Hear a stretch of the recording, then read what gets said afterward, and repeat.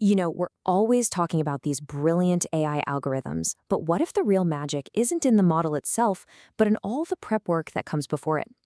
Today, we're going to dive into the secret sauce that powers AI, the absolutely crucial and often unseen work of feature engineering.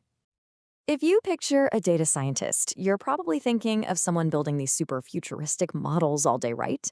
Well, the reality is kind of shocking. A staggering 80% of their time is spent just on data preparation. Yeah, you heard that right. 4/5 of the job is just getting the ingredients ready for the main course. So that giant 80% chunk of time, that's pretty much all feature engineering. It's this incredible mix of art and science where you transform raw, messy data into clean, informative features that an algorithm can actually learn from. And the key phrase here is domain knowledge. It's about a human expert deciding what actually matters and translating our world into the language machines can understand. To really get this, let's ditch the technical jargon for a minute. Let's think about it like this. Feature engineering is basically the art of preparing the perfect data meal. Your machine learning model, that's the final gourmet dish. It's the fancy thing everyone sees. But you can't create a masterpiece with rotten or unprepared ingredients, right? Feature engineering is all that crucial behind-the-scenes kitchen prep, the washing, the chopping, the seasoning of your raw data.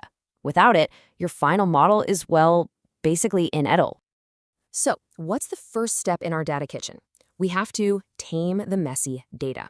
And let's start with one of the most common headaches. What on earth do you do with the gaps in your information? See, real-world data is almost never perfect. It's a minefield of missing values. And if you try to feed a data set with all these empty cells directly to a model, you're just asking for it to crash, or maybe even worse, to give you completely nonsensical results. You have to fill in those blanks first. And this brings us to a really fundamental trade-off. On one hand, you can just drop any data that has missing values. It's simple for sure, but you could end up losing a huge chunk of your information. Like with the famous Titanic dataset, you'd lose 80% of it. Or you can impute the data. That means you fill the gaps with a statistical best guess, like the average age. You get to keep your data, but you're also introducing an estimate. Choosing the right strategy here is absolutely key. Okay, so once you've handled the gaps, it's time for the next big prep task, encoding the uncountables. How do we translate human language in all these categories into something a computer can actually process? You have to remember, machine learning models are mathematical at their very core. They think in numbers, in equations. They just can't process words like male, female, or city names like London.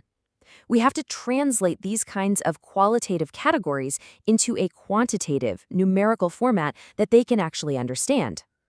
And here's a really common technique for doing that. It's called one-hot encoding. Instead of one column with text in it, you create new columns for each possible category. Then you just put a 1 to show that the category is present for that row and a 0 to show it's not. And boom, just like that, we've translated the concept of gender into the language of math. So all this cleaning, imputing, and encoding, you can see how this is a ton of detailed manual labor. Which leads to the next logical question. Can't we just get a robot to do all this tedious prep work for us?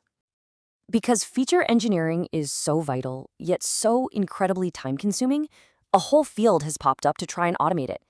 These tools are known as AutoFE, for automated feature engineering. The dream is to have software that intelligently handles all this data prep automatically. I mean, the promise of push-button data prep is incredibly appealing, but recent research reveals a surprising and frankly pretty disappointing reality. We're facing what you could call an automation usability crisis.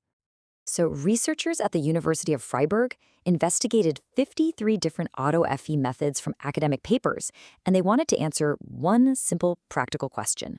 Can a normal data scientist actually use them? The results are pretty stark. Of the 53 methods they looked at, less than half even had public code. Of those that did, they could only get 11 to run without major issues. And of those, only 10 had decent documentation. It's just this massive drop-off at every single step.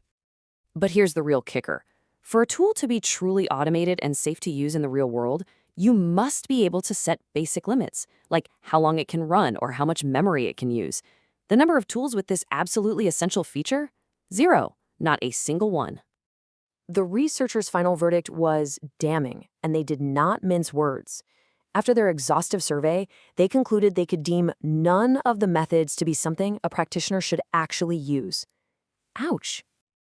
So what have we learned? Well, first, feature engineering is the essential kitchen prep of machine learning. Second, it's all about turning that messy, real-world data into clean, model-ready input. And finally, while automating this whole process is a major goal, today's tools are just not ready for prime time. They're suffering from a major usability crisis. It really leaves you with a final thought. We are all chasing bigger, faster, more complex AI models, but maybe the next great leap forward in AI won't come from a better model at all. Maybe it'll come from building a better, more usable shovel.